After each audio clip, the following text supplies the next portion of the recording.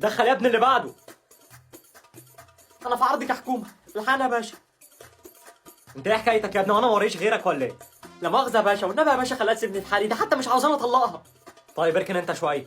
ممكن يا مدام تفهميني في ايه؟ يا باشا جوزي بيشتكي مني ان انا ما عنديش دم، مع اني والله العظيم عندي. ليه بقى يا باشا؟ عشان لما بيتخانق معايا مش برد عليه، بسيبه يهري وينكت في نفسه. يعني امبارح اتخانق معايا خناقه جامده وانا كنت مجهزه الاكل وهو بيتخانق، قعد تاكل ولا كانه بيزعق، راح جاي عليا وقايل لي ايه انت ما عندكيش دم، انت كمان ليكي نفسي تاكلي، وقام جاي شايل الاكل من قدامي ودخل بيه الاوضه.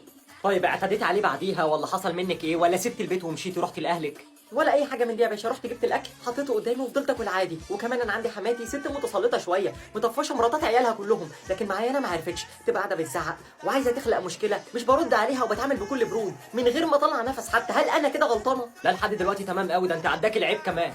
يا باشا يا باشا عدها العيب ازاي؟ طيب يعني عدها وجع عليا انا؟ طيب بقول لك مش عايز اسمع صوتك، اكتم لحبسك.